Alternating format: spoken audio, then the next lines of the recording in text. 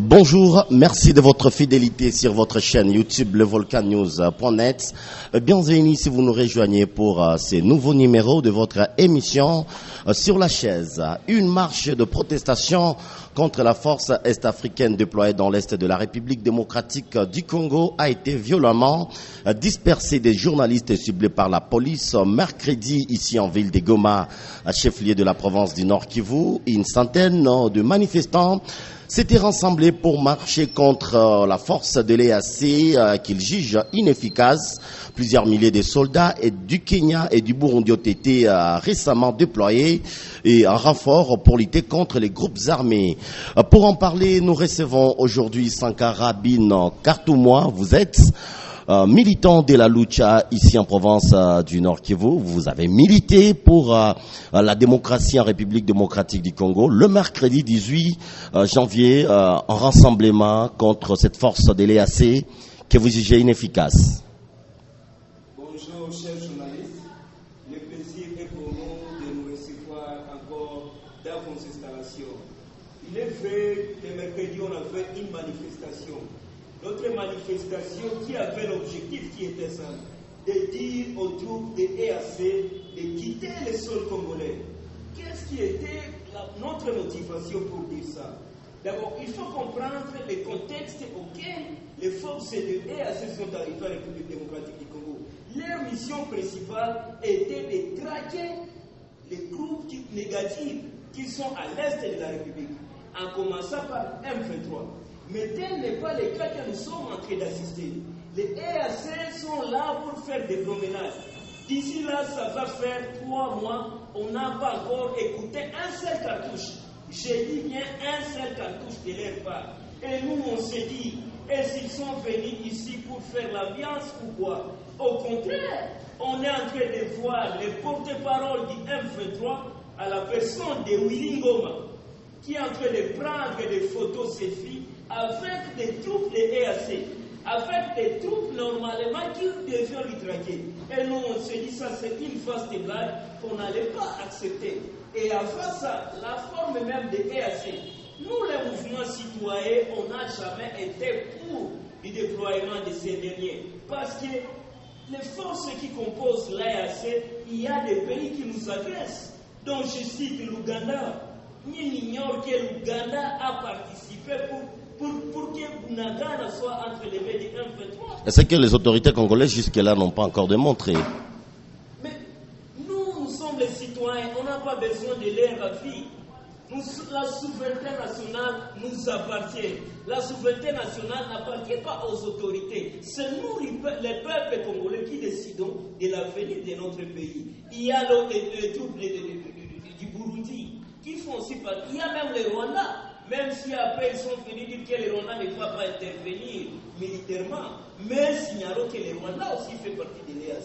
C'est là où nous, le peuple, nous disons que plus jamais on ne veut plus d'autres terroristes comme ceux de la MONUSCO en République démocratique du Congo, et ils doivent partir parce qu'ils ne sont pas en train de faire leur mission qui était principale. Leur mission principale, c'est le combat. Leur mission principale, c'est la défense. Mais par rapport aux accords de Luanda et Nairobi, où il fallait un retrait des forces du M23 dans les territoires, progressivement dans les territoires des Rutshuru vers Sabinyo, nous avons vu le M23 qui dit avoir cette volonté de quitter donc les coins qu'ils occupent aujourd'hui. Nous avons vu des activités où la force de l'EAC prend à Kibumba, cédé par le M23, mais aussi Rumangabo. Est-ce que ce n'est pas jusque-là efficace pour votre avis que la force veut d'abord utiliser la diplomatie au lieu de faire directement la guerre?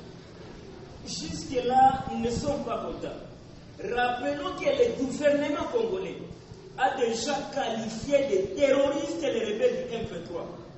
Mais quand vous me parlez de la diplomatie, or le principe du droit international est clair. On ne négocie pas avec les terroristes. Comment nous allons faire des négociations avec des personnes qui sont en train de tuer, violer nos sœurs et nos mamans? Ce sont des terroristes. On ne peut jamais négocier avec eux. Et en plus, l'EAC n'est pas venu ici pour faire la diplomatie. C'est pour traquer tout le monde. Mais tel n'est pas le cas que nous sommes en train d'assister. Même si vous allez nous parler que les troupes sont en train de se retirer dans certaines zones qu'on sont en train de voir. Mais ça, c'est une fausse blague. Parce que les M23 sont en train de se retirer en laissant la place aux troupes de EAC, ce que nous allons appeler son tampon. Pour dire que les FARDC n'ont pas accès à ces zones auxquelles les M23 sont en train de laisser. Et pour vous, qu'est-ce qui se trame? Qu'est-ce qui se trame avec, si vous appelez ça zone tampon, qu'est-ce qui se trame entre l'EAC et la M23? Le problème, c'est quoi jusque-là? On est en train de comprendre que l'EAC est en train de jouer le jeu de l'ennemi. Parce que quand les M23 se retirent, ils laissent là les forces de l'EAC. C'est comme tu dirais que l'EAC est en train de constituer des bases arrières aux troupes du M23. Parce que nos FARDC n'ont pas accès à ces zones. Parce que l'M23 a fait d'hommes pour combattre sur les fronts. Et quand ils se retirent, l'EAC constitue des bases arrières. Et là, ces troupes du M23 continuent de frapper l'opposition. Et c'est là qu'on est en train de dire que l'EAC est en train de jouer le jeu de l'ennemi. Parce qu'il est en train de garder les positions de l'ennemi et il interdit à nos troupes de FARDC d'y accéder. Et nous, on dit que ça c'est une vaste blague qu'on ne va pas accepter. Et quand vous demandez le départ de l'EAC du sol congolais, on annonce aussi l'arrivée de soldats sud-soudanais en République démocratique du Congo en renfort toujours à cette force de l'EAC.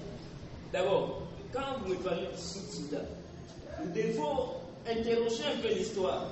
Le Sud-Soudan elle-même, c'est un pays qui a des sécurités. Elle-même, c'est un pays qui a besoin de nos secours. Comment as-tu fait aller éteindre le feu qui est dans la classe de ton voisin au moment où toi-même votre classe est en train de prendre feu?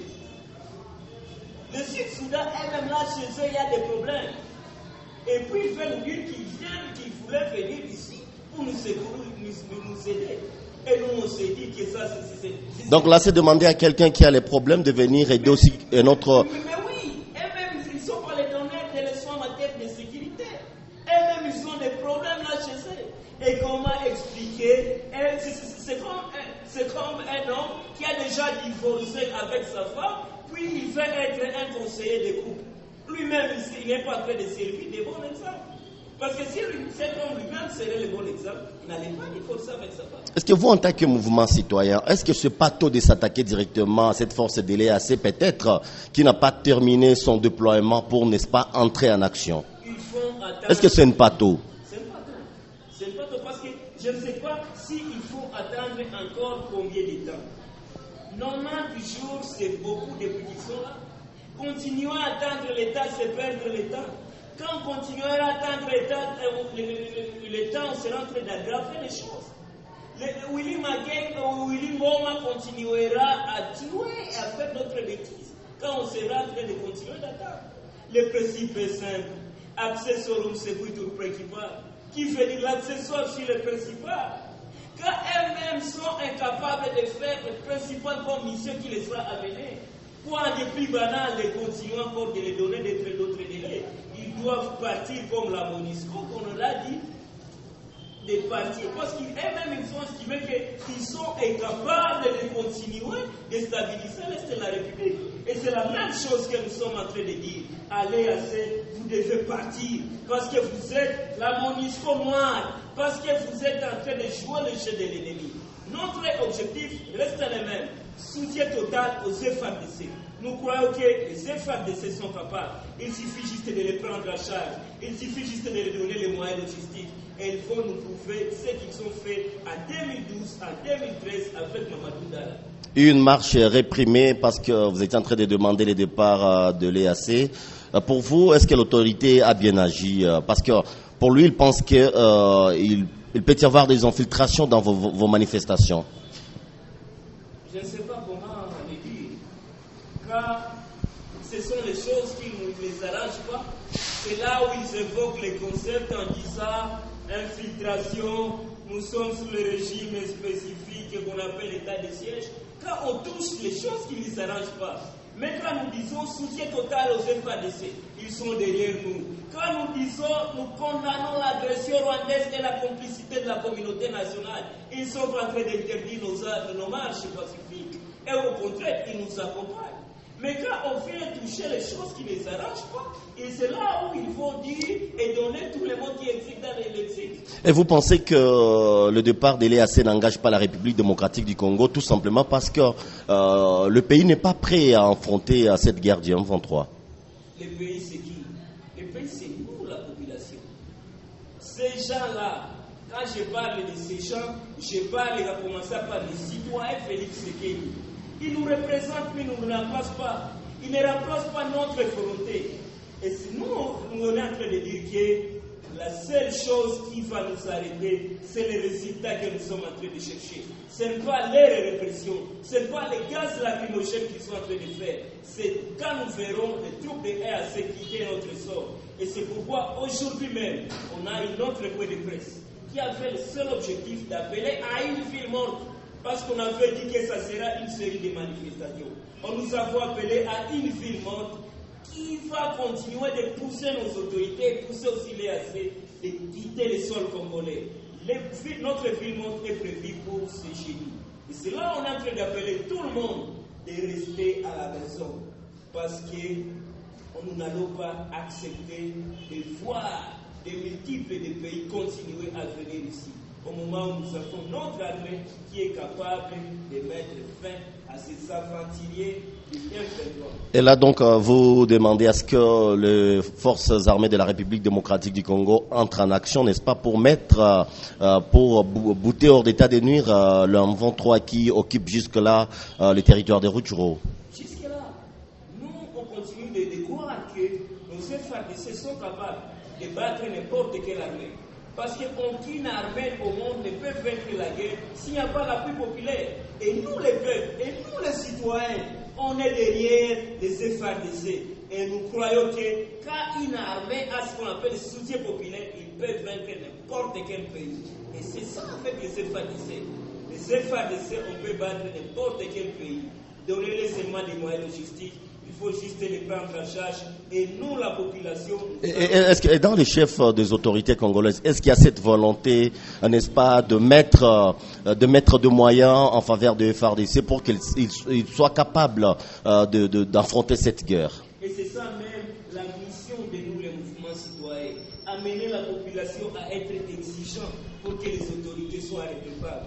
Ils ne seront pas redevables envers nous si nous ne sommes pas exigeants.